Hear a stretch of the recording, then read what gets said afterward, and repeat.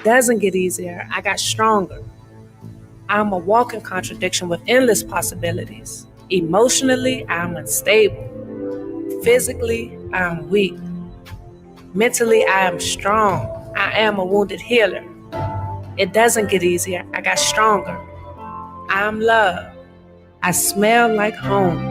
I sound like my mama's prayers. I look like I'm sure. I see beauty in the struggle, grateful. It never got easier. I just got stronger. I'm choosing to be strong.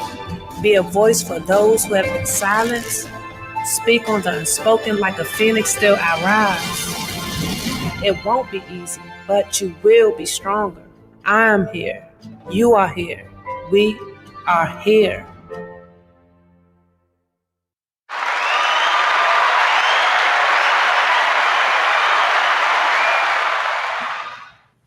Good evening, everyone. Welcome back. We have been on a short hiatus.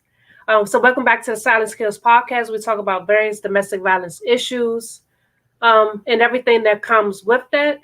Tonight, we're going to be focusing on Women's History Month and the role that women have played throughout history in regards to influencing laws being made and the roles that we have played alongside various men throughout history.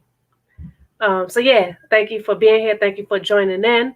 The Ranters Union on YouTube, our producer, you can subscribe there and you'll get all the notifications when we go live. Also on Facebook, Silence Kills, and on Instagram, Silence Kills and the number 0. So now I want to introduce to you my panelists. So first we have Sanita. Can you tell the audience, whatever you want them to know about you?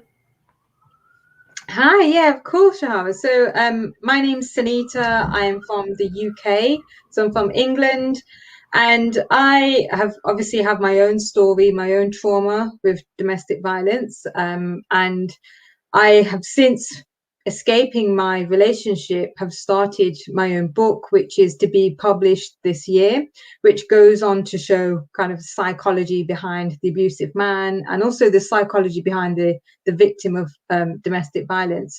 And not only that, I also have my own YouTube channel as well, Facebook groups, Instagram page as well, all about empowering women, because it's all about self-worth and knowing how to respect ourselves, right? Thank you for being here, Sanita. Next, I want Nia to introduce herself. Hi, my name's Nia Golston. I'm a chemist. I'm originally from Louisville, Kentucky. Currently residing here in the DC area. I'm a cosmetic chemist. I also work for the federal government. I'm basically more of a person that always wants to make sure that justice is served. So it doesn't matter to me if it's a woman, if it's a child, it's a man, just basically want justice to be served. So I'm always there to be able to be of service to someone. I know that's right. Thank you for being here, Nia. And we also have someone else who will be joining us shortly. So today, like I said, today's topic was focusing on Women's History Month. And so first I want to go into what is the purpose of National Women's History Month?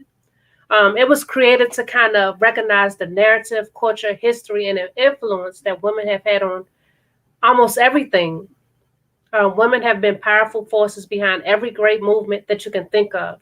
And more specifically, when it comes to domestic violence, breaking the cycles, and then also creating laws to help victims get justice, and also victims start to heal and cope and get through those situations. Women have been, the people who have been working the hardest for those things to be changed. And so also gender inequality can lead to unhealthy and imbalanced relationships at home, in the workplace, and in many other areas in life. It is also known that domestic violence and violence against women are many times rooted in the unequal power relationships between men and women in society. So we're going to delve deeper into that. But first, I want to kind of go through the timeline of domestic violence in history when it comes to laws being changed and created. because way back when, centuries ago, it was actually legal to do a lot of things when it came to abuse, domestic violence. So like a lot of the things that are illegal now were the norm, and everybody were practicing those things. So I'm gonna give you guys a few key dates, so you can kind of get a better picture of how far we have come. We've only come you know, we have so much more to go, but we've come a long way from where we was before. Okay, so in the early 1500s, early settlers in America based their laws on an Old English common law that explicitly permits wife beating for correctional purposes. The states that tried to break away from that law by saying that the husband is only allowed to whip his wife with a switch no bigger than his thumb. That was the early 1500s. We're going to go to the 1824. Mississippi's Supreme Court allows a husband to administer moderate chastisement in case of emergencies. That was 1824. In 1882, Maryland was actually the first state to pass a law that makes wife beating a crime, which was punishable by 40 lashes or a year in jail. 40 lashes or a year in jail. Just kind of keep these key terms in mind. 40 lashes, like that, they saw that was something that was enough to punish that type of thing. Okay. And so in the late 1800s, and so this is like, so now we're talking about Queen Elizabeth. On her rise to becoming, who she was, she said that wives can no longer be kept under lock and key, which means that was a thing. It was okay and legal for wives to be kept under, restraint. So life-threatening beatings are considered grounds for divorce, and wives and daughters can no longer be sold into prostitution. So just think about that. It was okay for that to be done, but she she did some work to make sure that would be illegal. So by 1920, mind you, we're only in 2021, all states made wife beating illegal by 1920. But even though it was illegal, it wasn't really considered a crime until like the late 1970s. Like it wasn't considered a serious crime until the late 1970s. Okay. Okay, so in Scotland in 1975, the magistrate could fine a husband $11.50 for hitting his wife in the face. He states, you may strike your wife's bottom if you wish, but you must not strike her in the face. This was 1975. Very recent. Very recent. Okay. And also in 1975, Brazil, the country, passes a penal code that prohibits husbands from selling, renting, or gambling away their wives. Like, as I was reading this article, and this article was created by, let me have this correct, the Pennsylvania Child Welfare Resource Center. So I got all of these facts and statistics from that. But as I was reading this, everything was a big shock to me, because I'm like, why did these laws even have to be passed? Like all of these things were really normal and okay. I was truly shocked. So I just have like a couple key points before I get into the questions. Okay, so 1990 1992, two big things. Stalking is first identified as a crime. So before 1990, stalking wasn't considered a crime. Also in 1990. Judges are required to consider any history of spousal abuse before determining child custody or visitation rights. Okay, and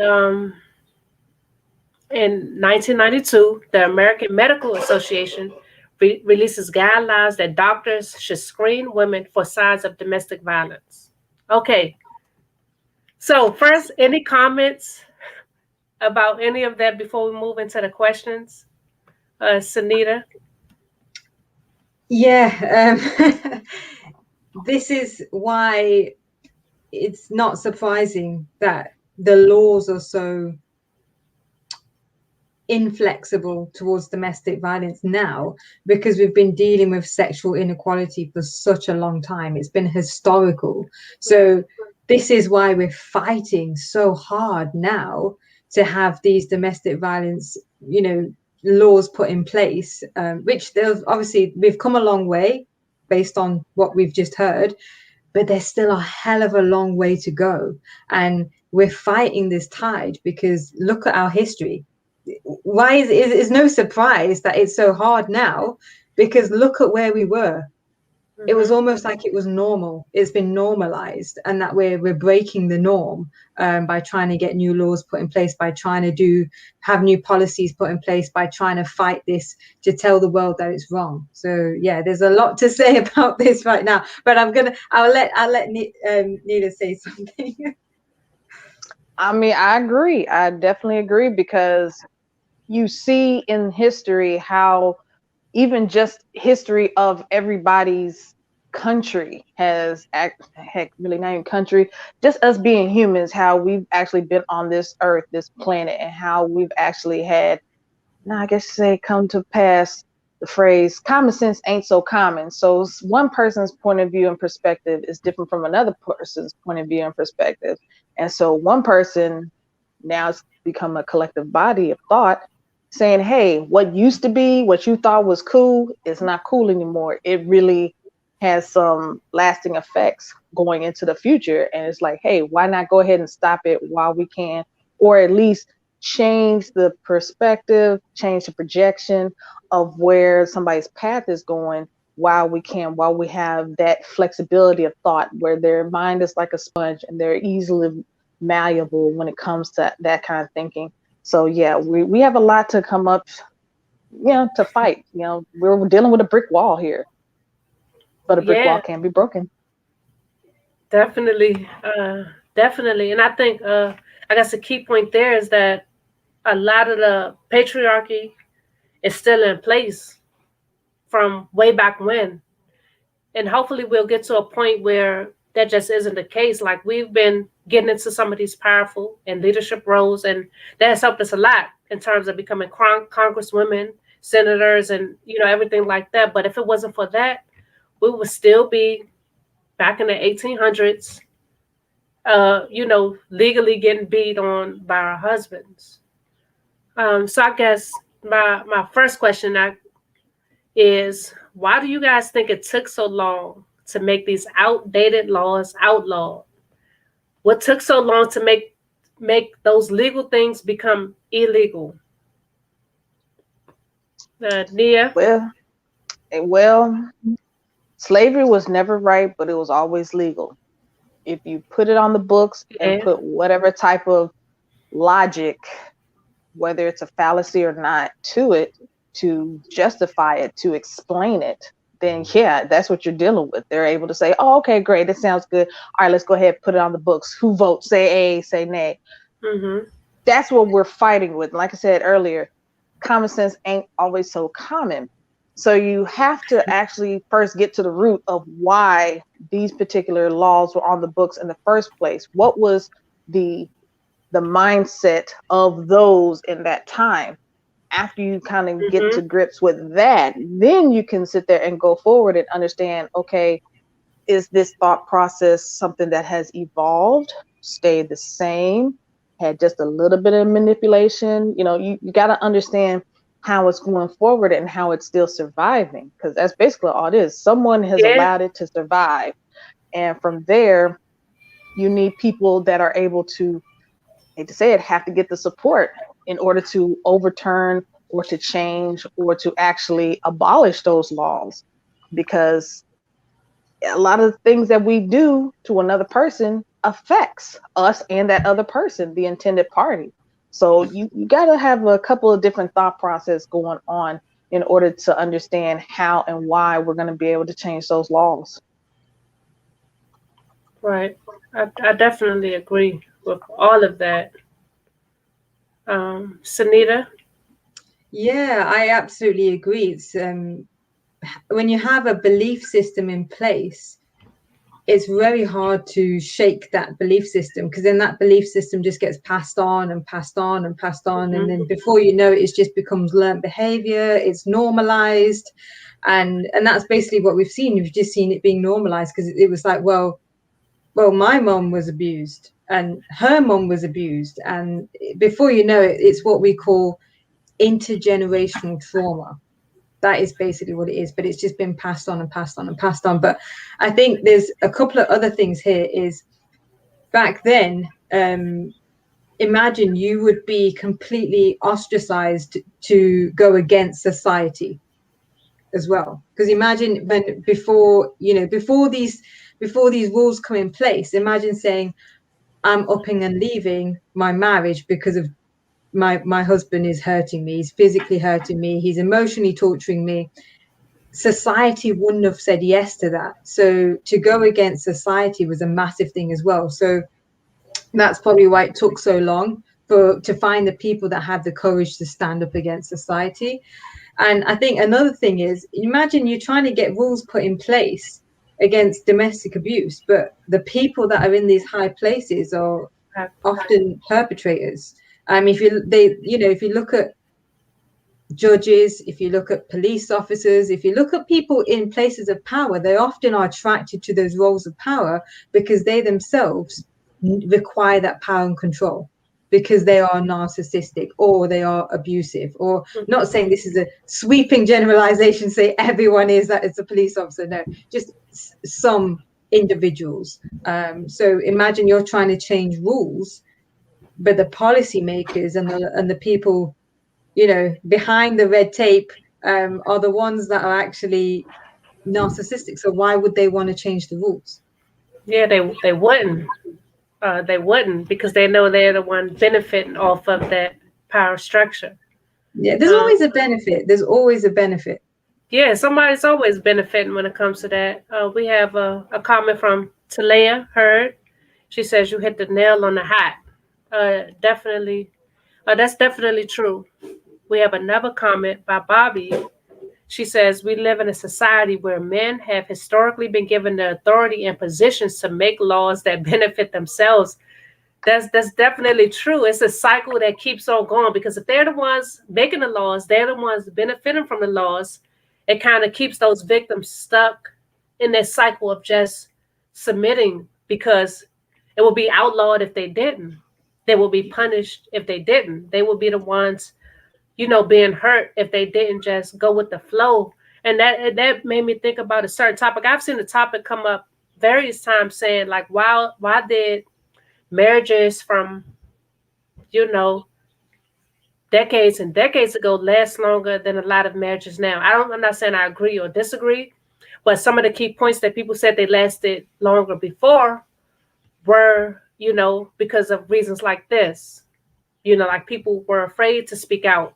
People just wanted to keep everything in order. They just wanted their families to be able to eat, things to be able to, keep going, bills to be paid and everything that. So they stayed, not because they still loved that person, but because, was normal. Everything was normal, whether they were getting abused or anything. It was the normal thing. So they didn't feel like it was a reason to get out of those situations. Absolutely. And also there was nowhere to go back then. There was no women's shelters. And if you went to a friend or family's place, they wouldn't have wanted to be involved in this either. So there was literally nowhere to go. So if you were in that situation before, it was, this is my marriage. Divorce was unheard of.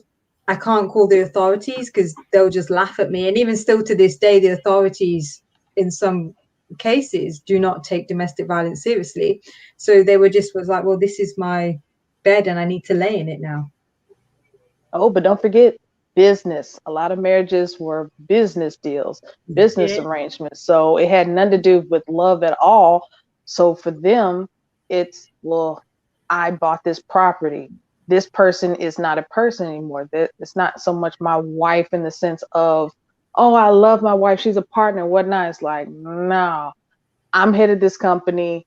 You are the product. You're an asset to me, to my business, and you're making me richer. So a lot of times, a lot of domestic abuse came about because there was no love. It was just power hungry. So they're just sitting here, just, hey, you didn't get with my business model. I need to put you back in line. Yeah. There you go. Yeah. It was a transaction. It was a transaction. We were seen as property. Yes. We weren't seen as people, loving partners, moms. Well, sometimes moms, but only for furthering a hidden agenda, in my opinion. But yeah, it was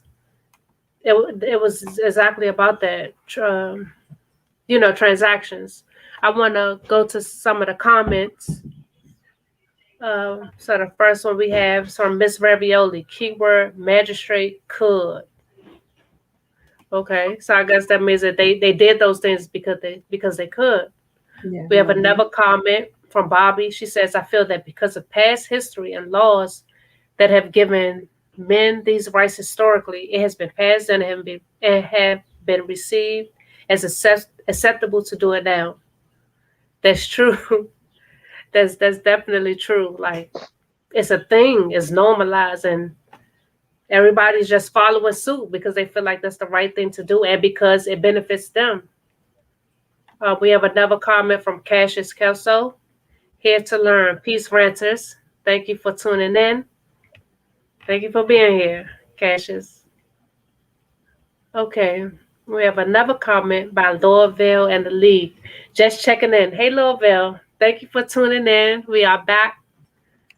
We are back. Okay, we have a question from Cassius that says, could one argue that healthy family structures relied on women being held to laws of submission?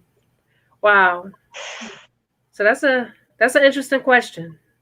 Sanita, do you want to answer that? Yeah, so the way I'm interpreting that question is women had no choice. They had to be submissive in submitting to these laws, because if they weren't, then that wasn't healthy, right? Like, it was almost healthy to be submissive. That's the way I'm interpreting that question, and that's absolutely the way it's been seen. And I think a lot of cultures grow and just absolutely blow this up completely, because especially in Middle Eastern, in South Asian, and also in some African cultures, the culture gives male entitlement. The culture, so it's unhealthy for the female to not serve the man his food first. If we do that, we're going against all laws, right? So I personally believe that yes, if we're not submissive, I know in my culture especially, if my husband was not fed his food first before anyone, I was not fulfilling my wife duties, right? My female duties. Regardless if he gone to work or not, that did not matter. He had to be fed first before anybody else in the house. And that was a cultural thing that was put on me and the entire household. And so I fought my corner. If I stood up and said, well, no, I've been working all day and he hasn't, why should I be making sure he's fed first? Who's looking after me? Oh, I was shot down. Because I wasn't being submissive. So yeah, I think I could totally agree to that. Is we're forced to be submissive in order to adhere to society and culture. I kind of have a different kind of a thought about that question. I see it as, I'm wondering if they're asking about someone in servitude, being subservient, that definition of submissive, because you have the definition of submissive, which is you're yielding your power to someone. So that means you have a choice to give it up, as opposed to you're supposed to adhere, you're required. What I think I don't know if they're asking about either which way, but for me, when someone says submissive, just that word, I hear it's a choice to give up that power. It's not so much even giving up power, you're yielding. So you're like, okay, I can step back and do this, do. I think she got stuck. Nia?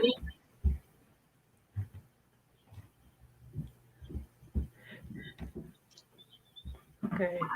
Oh. So I think her device may have gotten stuck. So I really do want to hear the point that she was Yeah, making. that was exciting. I wanted to hear that. Okay, but I guess I'll go to. Oh, she's Okay, back. she's back. Go ahead. We can't hear you. Basically, oh Lord. Okay, you hear me now? Yes, Yeah. yes. Okay, I don't know what the heck happened. This is weird. So basically for me, like I said, being submissive, I hear it as a choice. Dealing with the lifestyle, it's a choice to yield your power, but it has nothing to do with a requirement. Now, what Sanita was saying, it sounded like a requirement in her culture, and given that historical frame of reference, it's required to actually do something. But to me, the requirement is subservient and not submissive, but being a slave. That kind of thing when they talk about being submissive, and it really shouldn't be. I'm an egalitarian, so I care about equal for everybody. Doesn't matter. You're human on this earth. Every single thing should be equally done. So for me, I look at it as I'll yield my power and I'll yield and have a choice to say, okay, I'll serve him dinner. That's my choice. That's what I want to do. Other than that, nah. It's like, nah, you good. You have the actual working hands, arms, legs. You can go for it. So that's where I'm at. Okay. What happened? Ooh. Okay, so Talaya Heard has said, and that silence has been normalized to the point that we blame the victims. Mm-hmm. Do you want to go first? Yeah. Okay. It is very easy for people to blame the person that is making the most noise. Because as you stated earlier, oh, they're going against society. They're going against what has always been done. But it's like, okay, that means you're a sheep if you're just going with the flow of what's always been done because you don't want to rock the boat. You don't want to be the one that actually has the title of, well, they changed history. They changed how we do business. They ain't want to have that. They said, but they're being a coward if they don't want to do all that. So yeah, someone that's blaming the victim, they have nothing else to do but just to bump their gums. They're not helping the person get whole, to get to the help that they need. Doesn't make any sense. Yeah, and I think it's just a lack of I think there's a lack of understanding. So imagine if you're the outside looking in and someone's saying, oh, it was domestic violence and he hurt me, but I stayed with him for 15 years or whatever. That person on the outside, if they have no understanding of domestic violence, coercive control, psychological abuse, they're just thinking, well, she stayed with him for 15 years. So it's her own fault. She shouldn't have stayed. So from the outside looking in, it's just a lack of education as well. I think just to add to that they don't understand the mental prison that people are put into, that comes with all the abuse. So yeah, just to add, I think lack of education.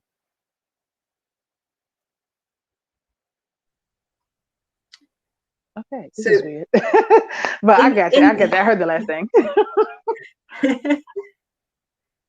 Okay, let's see. The next one I see is, in turn, we enable the abusers by indirectly letting them know that their behavior is acceptable. Man, look, that's basically what it is when you victim blame.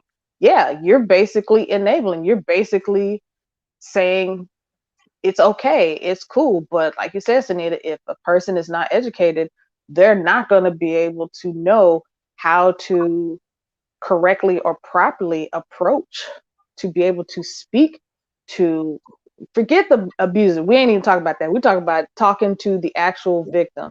You don't know how to correctly or properly how to address it, how to approach it, how to do anything when you aren't educated. I mean, you're looking at a person that is in the middle of trauma. How do you pull someone out of the eye of a tornado? You don't know how to do that. That's not something you just, all right, cool, let me just go ahead and pull you out. You don't do that. You actually have to know what you need to do, because every action has an equal and opposite reaction.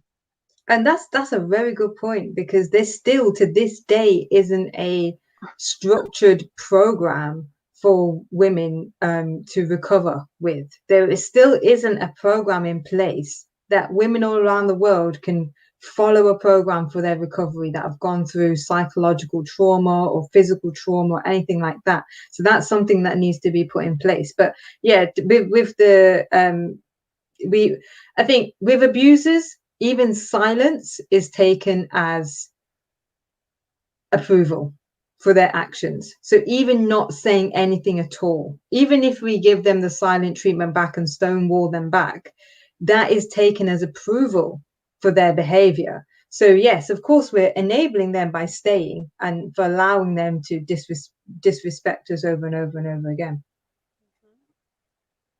Okay, I want to get into the comments. I see a few of them coming up. Okay. And look, I saw one. I was like, can we have that one be the next discussion?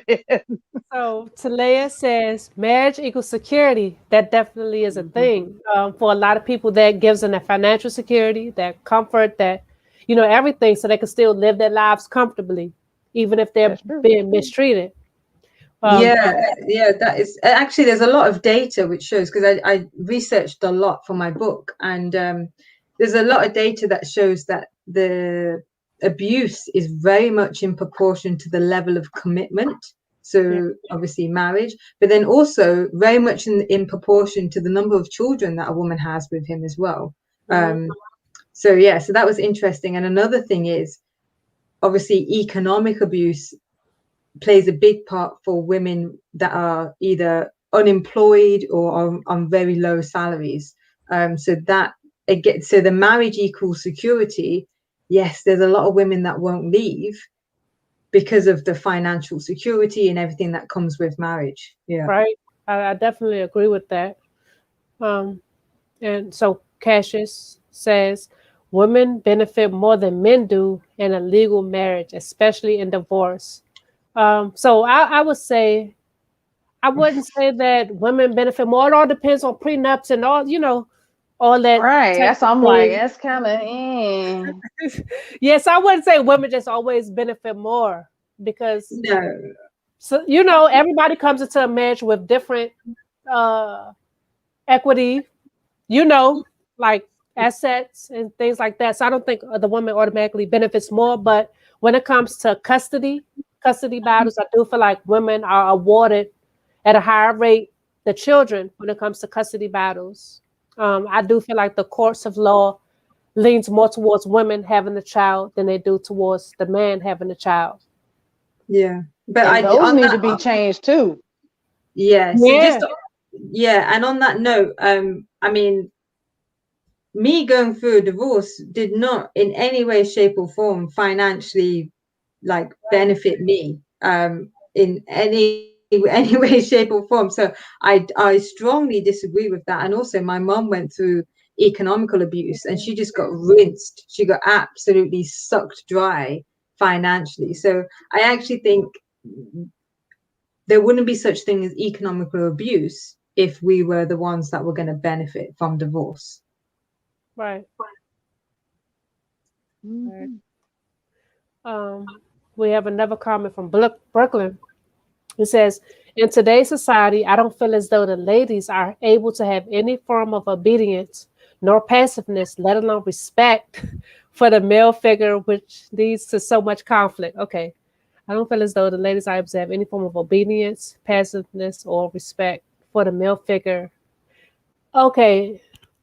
So what you're saying is, because they aren't automatically obedient and passive and respect the male figure, that's why we have so much conflict when it comes to domestic abuse. Well, what do you guys get from that comment, Nia? I'm still trying to interpret this joint because I'm like, wait a minute, something is amiss. I'm like, I want to take a red pen to that, but that's another story. Basically, okay, if they're basically just trying to highlight about a form of obedience, basically being passive, not passive aggressive, but straight up passive, not having any kind of no kind of power in voice, no kind of value of anything. Man, people are taking back their voice and their value these days. So it still comes back, if what I'm trying to understand with everything, because a lot of people are now taking back the value of their voice and desiring and demanding that their voice being heard. A lot of people have been pushed back from it. So you have people that have been going with, well, this is how it's always been done. This is how society is always supposed to be. You're not supposed to have that kind of voice. You're not supposed to stand up for yourself. You're not supposed to fight for what actually is morally right, because what's legally right is contradicting the morals. So you need to sit down. and that's something that a lot of people are, like I said, they're finding their voice. They're also finding the value and adding tax to it. So because you don't know how to deal with it, because you've only known and have absorbed and have basically, I can't just say perpetrated, but basically this has just been ingrained in you this one particular way. This other way is gonna feel like, oh, it's a threat on my life. I'm not gonna be able to live my best life because you doing mess. And it's like, no, I'm actually just finding value in my voice, and you are crossing boundaries with it. So step back and have the stadium full of seats. Yeah, yeah. What she said. Like when I said, honestly, that 100%. But then I also just with what the I've forgotten his name. But he said respect. I think there should always be like two-way respect. There should always be that two-way respect. But the obedience, I mean, women aren't dogs. We, you know, like, I mean, I would take my dog to obedience school, but I wouldn't take, you know, you shouldn't be taking your wife to obedience school. Like, we're allowed to have a voice. We're allowed to speak up. It might not have always been the case, so people might not be used to it, like you said, but we should always have that respect. So as long as there's that respect, two-way mutual respect, then, you know, everything is good. Mm-hmm. Yeah, that's the way it should be. That's definitely the way it should be. I want to go back into the comments. Bobby says women were considered as shadow.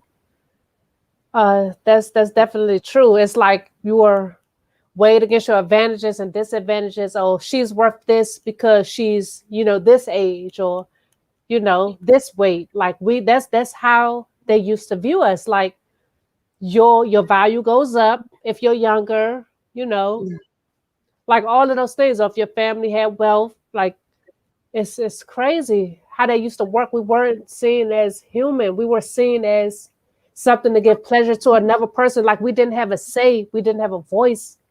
And a lot of the people that we were given to, because a lot of people had arranged marriages, or even not even arranged, a lot of women were bought as wives. Wives were bought because that man had more money. Like it would be like a bidding process.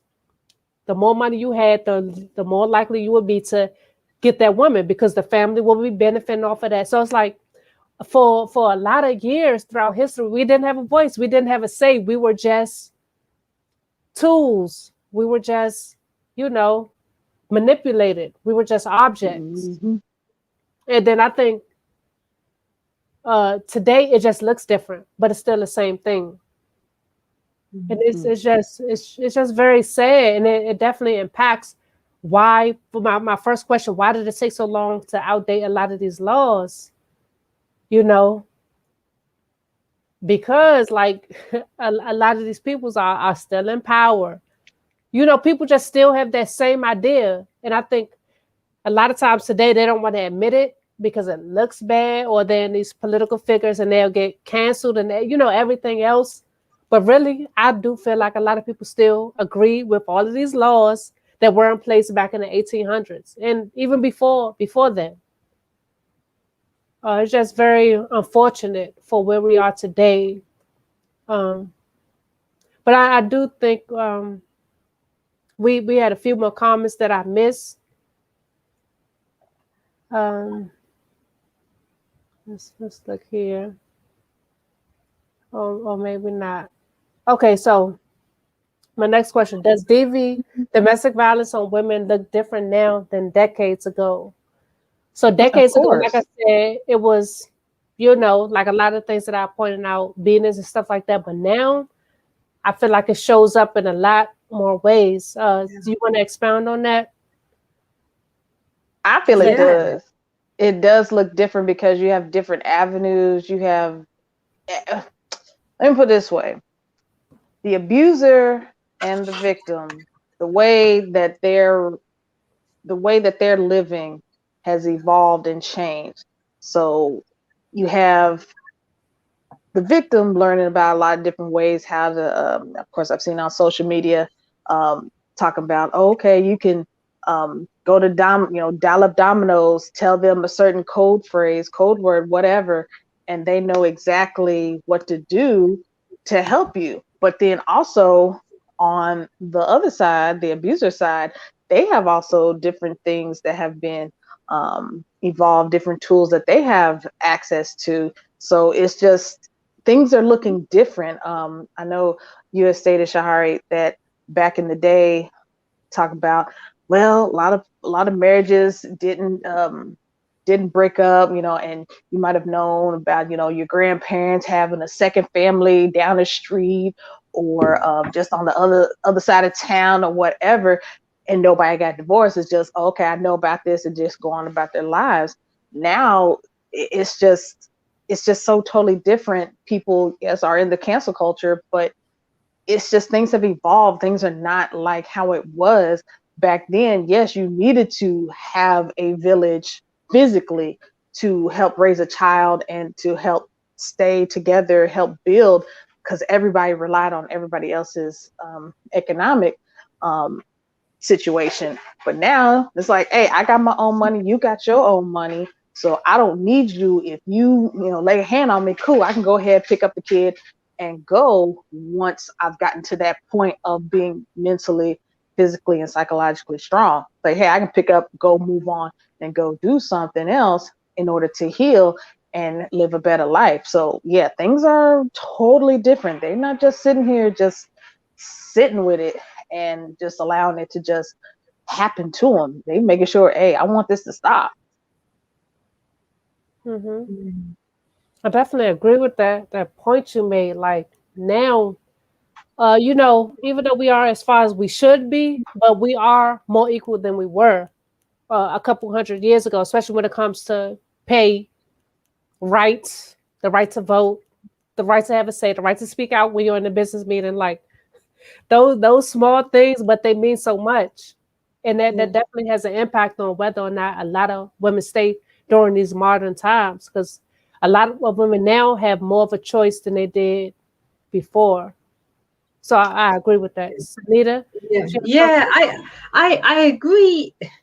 I agree, and I also disagree, because I disagree because it's still happening. It's still happening, Yeah. and it's the same techniques, it's the same coercive control that was adopted hundreds of years ago. So it's the same in terms of what it looks like and the psychological impacts that it has on a woman, but it's different because the techniques have changed. Because imagine if you did flee domestic violence, I don't know, like 100 years ago, and you escaped, you ran away to another city or another town, you would never see that person again. However, now you've got social media, you've got technological abuse. In fact, I was speaking to someone only the other week who had been tracked. She was being tracked for over a year after she had left her marriage.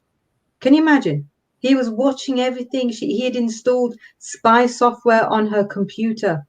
He knew everything she was doing for a whole year after she had left him. So we're in a different world now where we can leave, but we've got constant reminders. We've got memories popping up on our Facebook, on our Instagram, on our, I don't know, Snapchat, whatever other social media people use.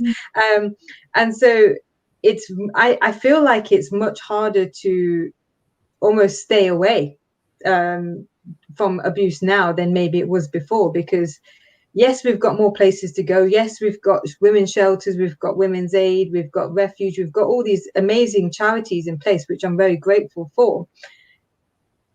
But then we're in this society where we've got this technology, we've got negative people around us who are still uneducated on domestic violence, and these women end up going back.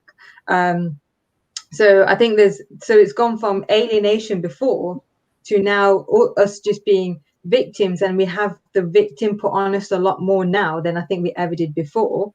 And I think that also stops us from moving forwards as well. Even let's say we've left the relationship, we've decided we're not going back, we just get victims slapped onto us rather than survivor. So how are we supposed to move on as well from that point? Sorry, going slightly off topic, but yeah. Yeah, I definitely agree with that. It is, like it is still some of the same techniques. It just looks different sometimes. Like and technology does play a big part. Like you can track somebody's cell phone, track somebody's location. There's lots of ways to figure out where a person is. And I feel like even more now, you can easily find a person. It's ways to get around a lot of stuff these days. Like, and it can limit your personal life when it comes to posting certain things on social media, or not even social media, like LinkedIn. Like it's ways for people to find out where you are, what you're doing, what you're up to. And that definitely changes that whole dynamic. So I want to get into the next question. How do you feel about how the old normal was accepted by society? Did these tactics work? So when it comes to men being legal to physically abuse and beat on your wife, did these tactics work? Nia? Well, yeah. Oh, go ahead, Yeah. Sanita. Well, it worked in the sense that they managed to oppress females as an entire population in society, in the world, in the family home, in the workplace, in every single element. So absolutely, this tactic worked, and yeah, how I feel about it is disgusted, because now we're the generation that are picking up the pieces for what happened all these years, for so long, for so long, because this abuse problem is sexual inequality. Coercive control is predominantly instigated by males towards females, and it all revolves around the female duties. So the bedroom and sexual performance, it comes down to cooking, it comes down to cleaning, in terms of them being a mother, in terms of them being a wife. So it's all around coercive control and their female duties. So how do I feel about it being accepted by society? It's all benefited males, right? For them to progress in white collar roles and all of that, whilst females being oppressed, being stuck at home, being, all of this stuff. And I think their tactics have worked, and they've almost brainwashed the population to believe that females are almost just not to the same level as men, literally, which is why we have obviously several other issues coming off of this, like inequality with pay and all of this, which I won't go into right now. But yes, so yeah, they've done an amazing job at oppressing women. Yeah. I agree with that. I definitely agree with that. Like I'm not happy that those things work, but they did work. They worked in a lot of ways, and a lot of those ways still persist on. Nia, do you have a comment? I had a lot of thoughts that was kind of coming through when Sanita was speaking, because I know we're mainly focused on abuse against women, but also it's just about power, period. That's where the abuse comes from, the bastardization of execution of power. So it really doesn't matter if it's a man beating on a woman, it's when they are not executing the power with respect and humility. That's where the abuse is coming from, because they think they are entitled to that power and they're doing whatever recklessly. So it's not just so much they're thinking of, oh, this is your role. You're a woman. This is what you're supposed to do. It's just anybody that they feel that they are entitled to lord over. They say, this is what your duties are. This is what you're supposed to do. So it's not just so much, is it accepted or things like that for man against a woman. It's just, here's that power. Here's that power, who, or what they perceive is a lower power. And it just doesn't matter if it's male, female, black, white, polka dotted stripes, whatever. It's just whoever feels that they are entitled, they feel that their power is up here, and the other person that they want to go against, they feel that they believe that their power is down there. So it all comes down to, like I said, slavery was legal, but it was never right. So yeah, it was accepted because they feel like, hey, this is just how it's supposed to be. This is just the evolution of thought and of function. So yeah, of course it was accepted because they felt that that was the belief system that was being passed on generation to generation to generation. And of course they were, because hey, look, here we are. Yeah, here we are. There's lots of things that's going on. I mean, Yeah. and although I don't look like it, because I am a black woman, but hey, I'm here because somebody some 100 centuries ago got my ancestors and said, hey, you come with me on this boat. And they survived going across. I agree with that to the max. And that's going to lead us right into our next question. But I want to go into the comments before I get into that, because what you said is perfect for our next segment. We have a comment by Talia. Says, very true. Abuse is not one-sided. Same-sex and non-binary couples experience domestic violence as well. Definitely. Yeah. I definitely agree with that. We have another comment from Cassius. Says, there's a level of respect that men have for other men because we know it could turn violent. Women don't have to worry about that resulting in a lower level of respect shown to men in relationships. Okay. Now read that second part again. Women don't have to worry about that resulting in a lower level of respect shown to men in relationships. So what I'm getting from that comment is a lot of men respect other men for the simple fact that you know that that man can match your energy. You know that that man can get there with you physically in terms of strength, violently in terms of violence, and you won't step to him in the same way that you would to a woman. So if you're having a disagreement with a woman or you need to show that you're in control, you would engage in violence with her, but you wouldn't do the same to a man. So that's what I took from that comment. So I agree with that first part. Not agree because I'm not a man, but I see that all the time. Like I feel like a lot of men do stuff to women that they wouldn't dare do or say to another man who fear, but they know that they have the power when it comes to that woman.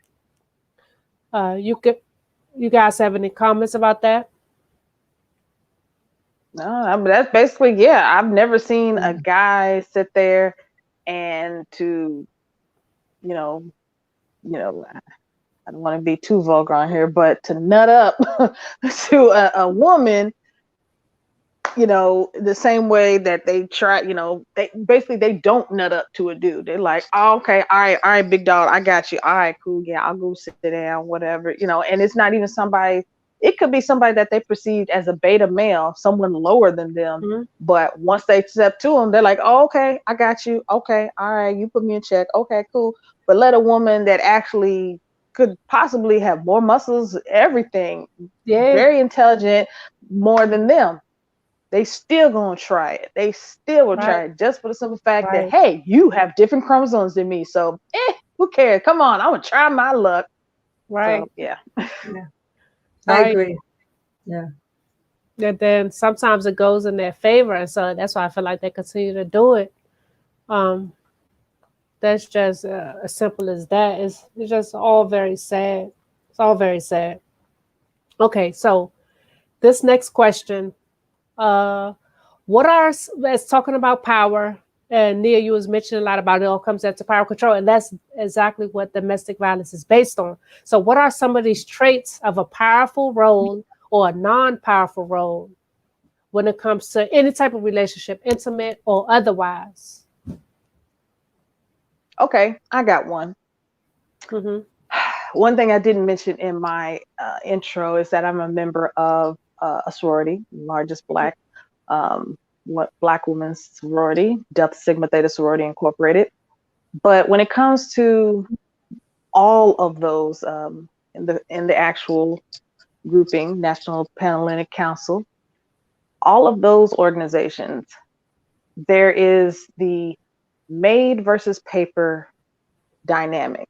So the powerful role would be someone that is already a member of the organization.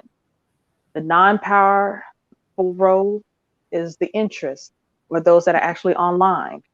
So, or going through the process, trying to become a member. When you have those kind of dynamics, and a lot of times, I would say more commonly, you will see it on an undergraduate level. They're basically enticing those that are interested, waving that carrot in front of the face saying, all right, you want to be a member? All right, cool. You got to do this. You got to do that. Knowing good and well, they have no idea what to really do with that particular role, that title that they have, being being a vice president, being a membership intake chair, being the dean, whatever. They don't have the understanding of what responsibility comes in that role to bring in the new members.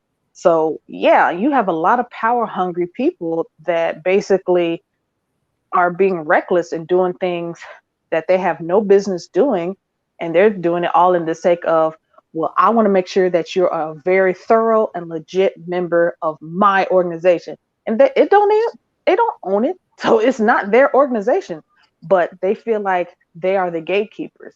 And now you still have a lot of people that are dead, permanently impaired, have trauma, PTSD. They have a way about life when it comes to that part of the world, when they look at people that are members of organizations. So yeah, that right there, that is a heavily, and people don't think of it as far as domestic abuse, but that a lot of times is where they actually see it firsthand, because they have people that think, well, no, this is what you got to do to go through to become a member. You have to go through these things. I went through it. I'm cool, whatever, whatnot, knowing they having their own silent tears and going through whatever process they have to go through in order to face the day every single day after they cross those burning sands. But nobody's sitting here knowing what to do to say, hey, I need help. What happened when I became a member, trying to become a member? This happened and it jacked my world up. I want to become whole again. I just wanted to be a member of this organization. I didn't know this kind of stuff was happening. And so now you have all these laws for hazing. And it's like, where did this stuff come from? None of this stuff happened back in the days when these organizations were founded in 1913, 1911, 1906, 1922, 1920, 1914. None of this stuff happened. So when did it show up that now it's bad and people's taking it up a notch to sit there and really put people in harm's way, as opposed to jovial fun, which is what people were trying to say back in the day? Oh, it's just some jokes. It's just some fun things to help you bond. But it's like, we don't need to have that anymore. But it's still that power shift. It's still that power shift. So you got people that say, hey, I'm the gatekeeper. You're not going to be a true member of the organization I'm a part of until you actually go through what I went through. So because I have the trauma, you're going to get bonded by that same trauma, and so on and so forth. Wow. So that's just one role. It's so true, because that's in a lot of cases, this is what happens with perpetrators, whether they're male or female. It's just that they've gone through this process of being controlled themselves. So when they transition into adulthood, they're like, well, no one's doing this to me anymore. So they've learned how to gain power through childhood, from watching parent roles and watching what they've done, and then they just do the same thing. They become the puppet master, and they have this sense of entitlement. They have this grandiose, like, kind of trait to them that they should have this special treatment regardless. Whereas those that are not so powerful just don't have a cynical mind. They just don't have a cynical mind, so they're not expecting to be like part of this puppet show. They're not expecting to have their strings pulled by somebody else. They're not expecting to be having to go after the bait and there to be a catch and to be part of this, dangle the carrot game, like you say, because they don't have that cynical mind. Whereas the powerful ones tend to have that cynical mind where they know that they're playing the game. They know that they're the puppet master. They know that they're doing all this stuff. They're actually very aware of it. So aware. And that's part of the problem. Is just that they need the power and control so they can feel important. They just want to feel important, basically. Whereas the non-powerful, they're not so bothered about the importance. They just, they just want to be loved. Y'all had some very interesting points. I thank you, Nia, for bringing that example to the forefront. So I want to go into the comments. People have been commenting on that stuff. The Renters Union says, good comparison and example, Nia. Like, for real, a lot of people wouldn't even see it like that when it comes to that.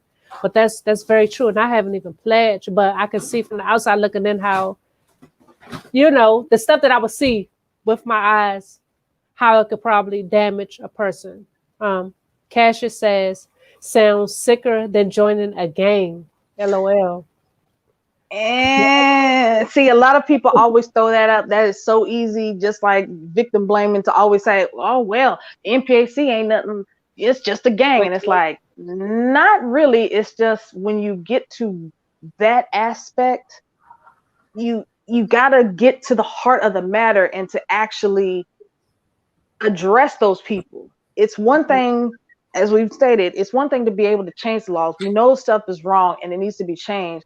But if you're not able to get into those positions to be able to change the rules and the laws and things like that, then people aren't going to understand what's wrong. They're just going to be like, okay, whatever, go sit down. You ain't dead, are you? Okay, cool. So it's not so much, it's like joining a gang. You got to understand how at some point, I would probably say a lot of times it came through in the 60s, 50s, 60s. That's where the stuff just started changing and people it just started evolving and people just gravitated to that. So it's always been a gang. It's always been like that. You still have to understand the actual purpose of that organization. My sorority, it says straight plain as day, we are a public service sorority. So we are always about community service. Our first community service activity was actually the suffrage march. So that's what we were about. We're about service to our community. So not like a gang, but you got to understand what's going on. Yeah, it was just like lost in the translation as the years moved on. Because I know they didn't start like that. A lot of these sororities were based on really community, unity, and trying to make a difference. Like, so I know that for a fact. I want to go back to the comments. Mike says, since the roles have been significantly switched since women have made such developmental gains above men nowadays, could it be said that women are playing the role of their oppressors, in parentheses, men? And he also says, specifically speaking on behalf of the culture. Yeah, I think it's as difficult as this is for me to say. We do play a role of being our own oppressors. That's the way I'm interpreting this comment. Because we don't, as women as a whole, like I'm a fan for women here, but as looking at women as a whole, we don't know our self-worth. We don't respect ourselves enough. So, and because of those reasons of not knowing our self-worth, we end up oppressing females as a whole across the board by either putting up, not disrespecting ourselves and putting up with abuse, or disrespecting ourselves and putting up with unequal pay in the workplace, or whatever it is, whatever the reason be, we almost disrespect ourselves and we end up being our own oppressors because we're not giving ourselves enough respect. We're not knowing our own worth. So in a way, I think, and the same goes to women who, without again going off topic, women who know that a man is married and she still chooses to sleep with the man, that it just goes against all ethics, right? So we are just contributing to female oppression when we're doing these kinds of things. Not us in particular, but I just mean women in general. So I think in a way we are oppressing, but then in a way, obviously we're not, because there's a lot of things that, for example, in the UK, you cannot have evidence of domestic violence unless it's got so severe that you've ended up in hospital. Like, unless you have that, there's no evidence for domestic violence. Like WhatsApp messages, text messages do not count. Photographs do not count. So so there's obviously other things in place.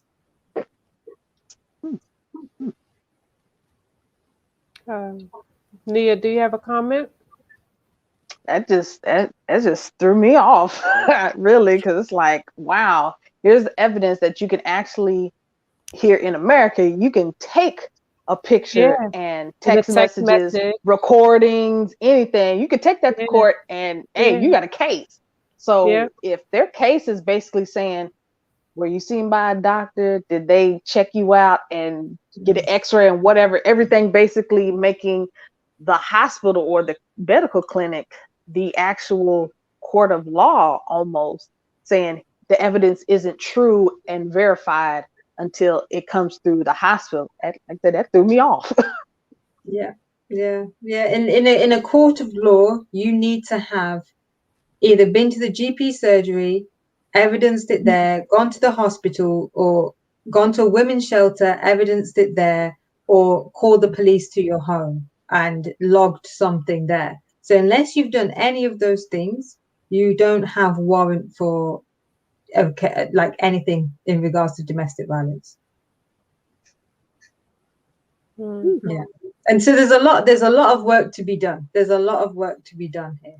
So yeah, I can see that those are definitely barriers when it comes to women wanting to come forward and talk about the things that have been done. Like, I feel like too much is required to prove that you are being abused, because not all the time will it be something that you can see on your arm, like a bruise or a doctor's visit. You know, it can be other things. Like, there are a lot of different types of domestic abuse, like we were mentioning before, economic, you know, manipulation and emotion. Like, some of these things don't show like physically, something you can see. Some of these things you can't take pictures of. Some of these things you can't show text messages about, but you do know, you know, what is happening to you. So that's definitely, you know, I know it's preventing a lot of women from coming forward. Not even just women, a lot of people from coming forward in the UK.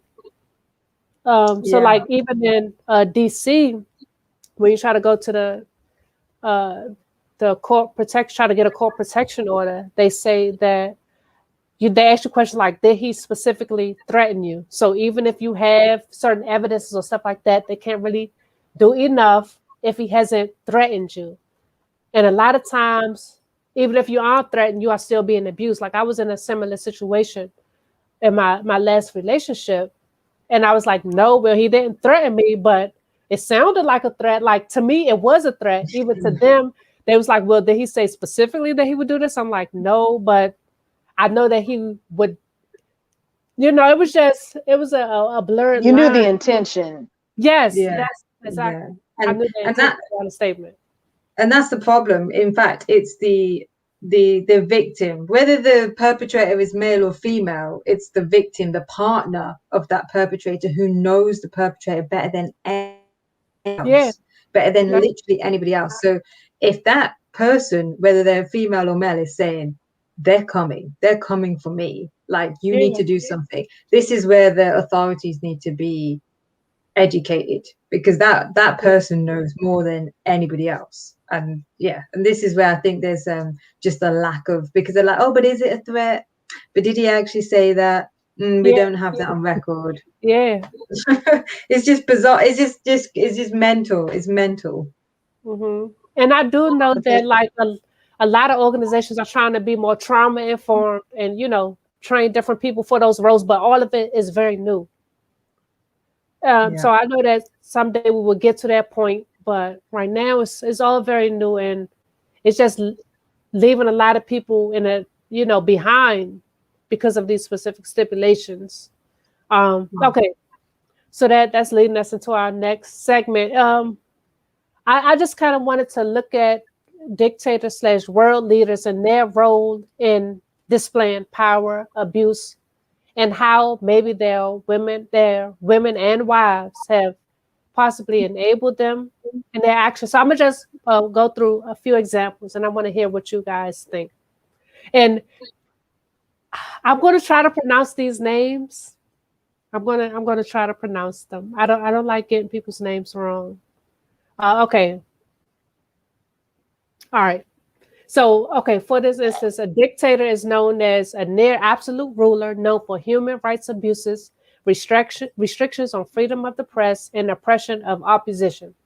Okay, so the first person we have is Constancia Mange, the wife of the Equatorial Guinean president, Teodoro Obiang. Okay, I'm not going to try to pronounce the rest. So basically, his wife, Constancia, she has been awarded for the advocacy of women and children's rights through the NGO she founded called the Equatorial Guinean Child Aid Committee. So her husband, President Mbasogo, Mbasogo, he took power in a coup, previously serving as head of the National Guard under the last dictator's bloody reign. He has been accused of cannibalism, which is eating parts of his opponents to gain power. And this is a quote from CBS News, say that he has been accused of, you know, eating parts of his opponents to gain power. So after more than 35 years in office, he is Africa's longest serving leader, though rumors have circulated that he has terminal prostate cancer. The official website refutes these rumors, saying despite rumors that emerge once in a while from outside Guinea, and let me know if I'm pronouncing that wrong, he has enviable health and practices sports daily. And so my question is, like, what are some of the lengths that people will go to gain more power over people? And can you name any of these examples? Like, I was shocked to hear something like that. I do feel like cannibals exist. I haven't met any, but I've only like heard of, you know, some through history, media. But this was kind of, I was shocked to hear that. I don't know if it's true or not.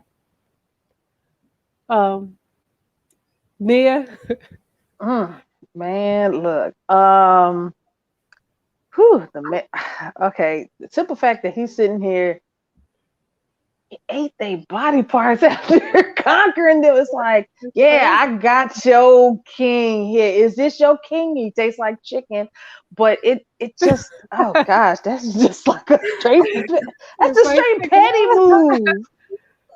Yes, like he needed to have he tastes like unseasoned chicken. That's why he wasn't good enough as a king. Like, it just, that's not right. Yes. But I mean, I have not heard anything kind of to that extreme where they're chopping them up after they conquer them. But the display of once they've conquered, I want to say that, because see, they talk about 35 years ago when he basically got into power and stuff like that. I'm like, well, I was 5 years old at that time, so I'm sitting here trying to think.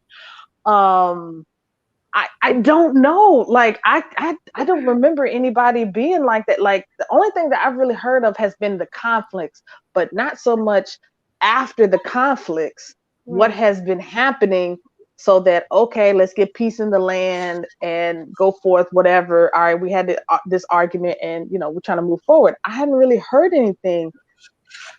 I'm thinking stuff probably before I was born, so maybe in the 70s or something. But now I just hear conflict, people dying, whatever, but nothing of, all right, here's the transfer of power. This is what we're about to do. So, man, I don't know. That's definitely an extreme case, but I don't know what has been happening after, after the conflict is over. So you got me kind of stumped right there.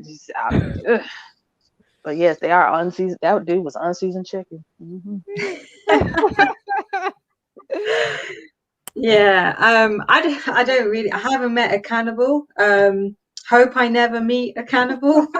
And Right, I'm too delicious. Don't do me. I know I look like a snack, but please don't make me one.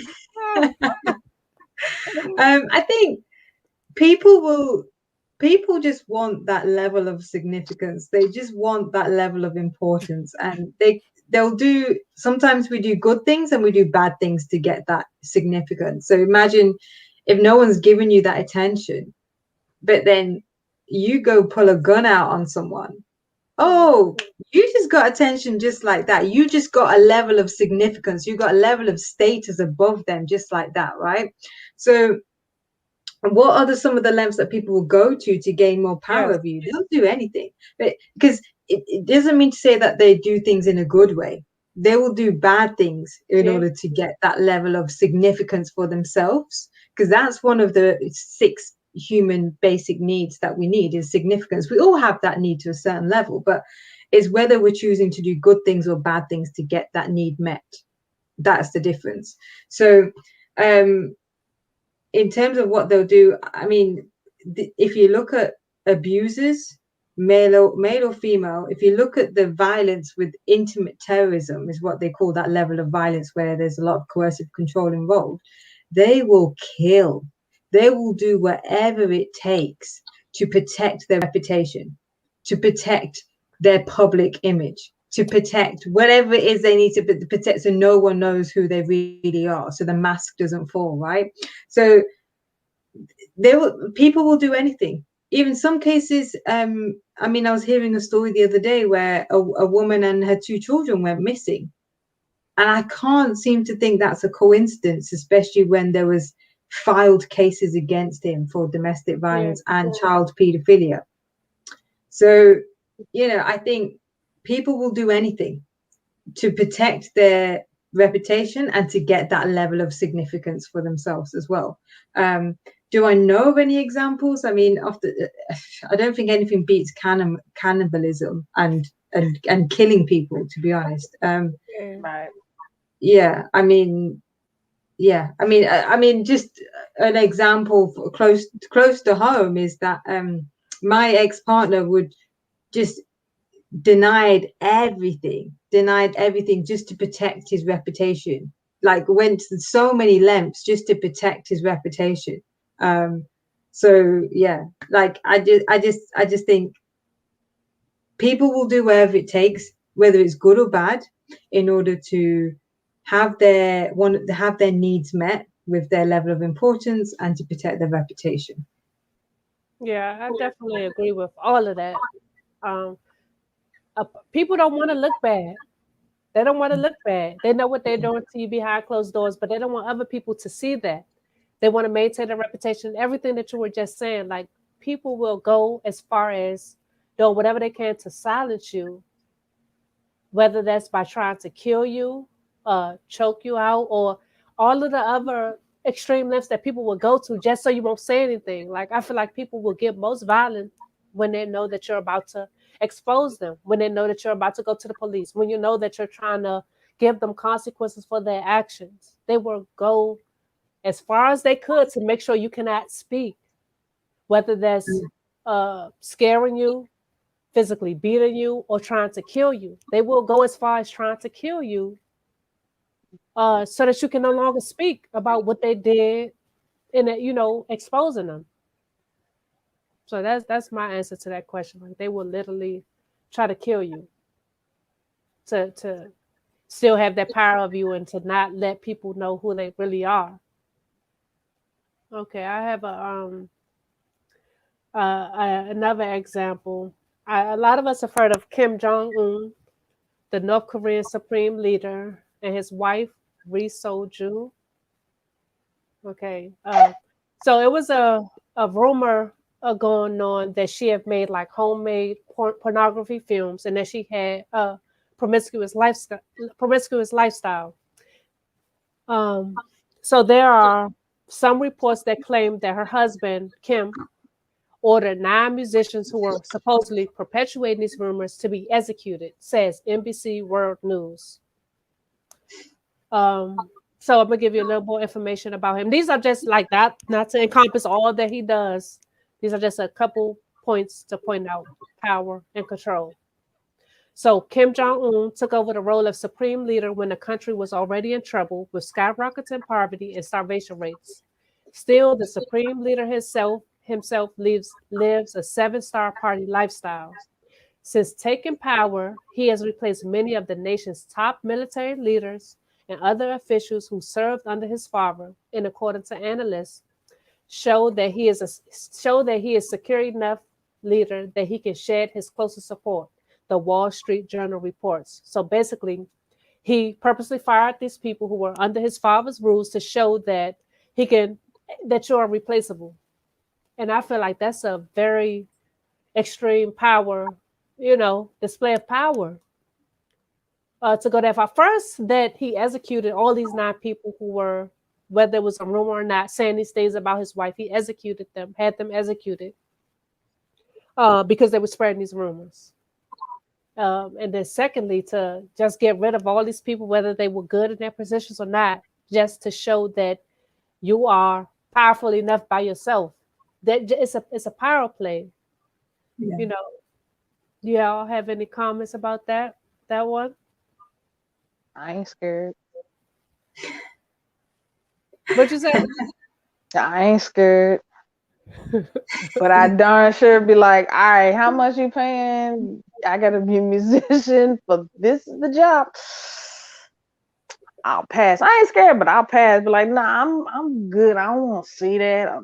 Not really. Maybe I'll do a Zoom concert. Like, I don't want to see her for real. But yes, that is definitely an extreme level of showing that, yeah, I got the biggest brass balls that can drop, and I'm gonna show you how far and how fast they drop. So you're gonna do whatever I say you do, and my word is law. Not so much my word is bond, my word is law. But hell. Hell. Yeah, I think it also shows how deep down he must be very insecure. Because if you can't handle a rumor going around, and you can't handle that just between you and your wife, and you have to execute 9 people, that means that you had to shut that down quickly because you couldn't handle people question your integrity or the integrity of your marriage, right? So that tells me that very insecure, or it was just true and he couldn't handle the truth coming out, because again, he just doesn't have the integrity. And of course there's power and control there, because but where it comes from is from a point of fear, because he can't get the power and control, because he can't get that attention. He can't get that attention and that importance and respect from people in a healthy way. He has to get it from the fear. I'm gonna scare you. If you I want that respect from you and I want that attention, but this is the way we're going to do it. So it's sad, really. It's sad that's the way he meets his needs, is through scaring people and killing people. Yeah. Definitely, I definitely agree with all of that. I have a couple more questions before we start to close out the show. And this is just, I guess, I want you guys' opinion.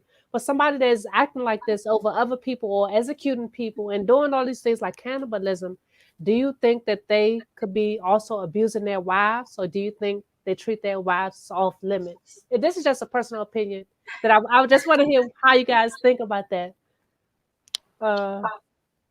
Sanita?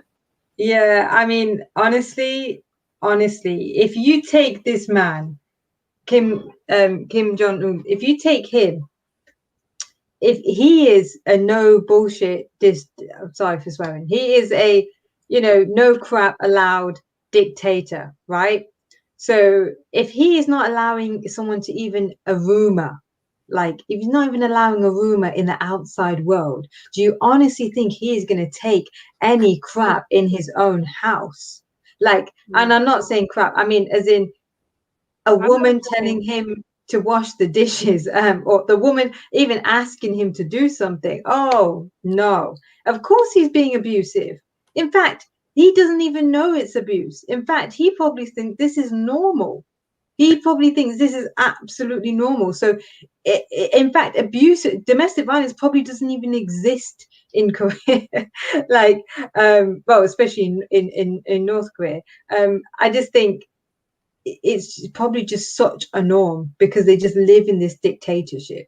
So of course he's abusing his wife, in my opinion. There's no way he can turn from that to a little cuddly teddy bear, being equal rights, being a feminist, you know, but by night when he's at home with his wife, right? Oh, let me cook some noodles tonight, babe. No. I'm sorry. I am sorry. No. Like, girl, you know I make the best noodles tonight, girl. I'm gonna hook you up. You want a medium soft boiled egg? You want the finest cuts of fillet mignon? Yeah, girl, I'll hook you up. Get you that nice raw. You ain't gotta do nothing. Just put your feet up, girl. I'll serve you tonight. Yeah, man. I'm doing this because you know what, girl? I took care of that rumor, so you know I gotta treat you with the finest. You're gonna be working with a diamond-studded fork. I'm sorry, chopsticks tonight. I want the very best for you, platinum-coated bowl and everything.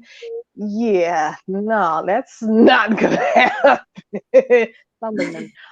So yeah, no, I kind of agree. Yeah, there's some sense of he's insecure about everything, so he's not gonna be like, you can't tell me what to do. I don't care that, you know, I said this and whatever in a session today. I'm right. My word is the law. Yeah, she getting something. She getting some kind of flack for just saying anything contrary to him. Definitely, for sure. Yeah, in fact, she's probably not even with him out of love. Her dad may have sold her on to him, like, you know, so. Yeah, I saw a picture of her. She looks much younger than he is. So it could be one of those situations that we were talking about, you know, her being sold into it. I heard she comes from a well-off family, so he probably chose her. And she, you know, I saw a picture and it just looked kind of off to me. Well, heck, if she well off, she really did. Yeah, then that was just a power play. Like, yeah, your peoples, my peoples come together. Yeah. We about to make a good conglomerate. Yeah, that's basically all that. Yeah. I agree with that. I don't feel like, you know, you could be doing all of that and then still treat your wife equal.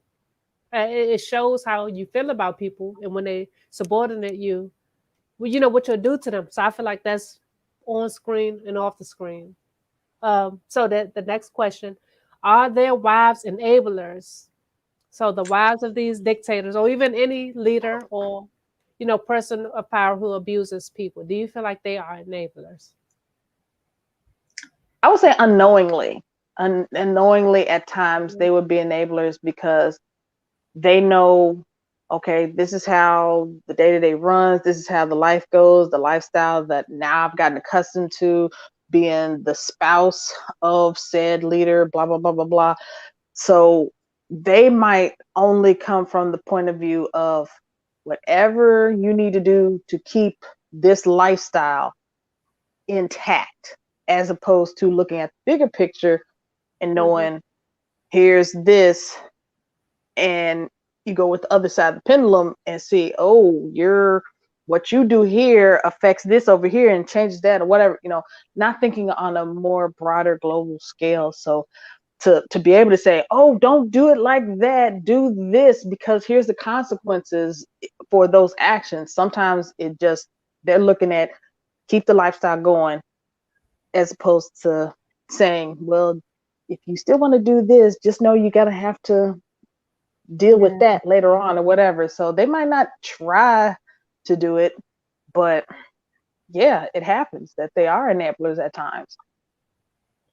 I agree. Yeah, I think with the Kim Jong I think with Kim, I think I don't think the wife, whatever she does, is gonna enable this guy. I think he's in his own different league, right? I think I honestly think he was like that from a very young age, and I think that it didn't matter who his wife was, if he had a wife or not, whether he would do this or be like this person regardless. So I actually think because of his background and where he's kind of come from, that he's already had that entitled status given to him. So I don't think in his case his wife is enabling him. I think he's just enabled himself, and I think the wife is just a cherry on top, right? So in just his particular situation. The one before that, with the cannibalism, I don't know, because I think, like I said, silence is approval. Silence is approval, right?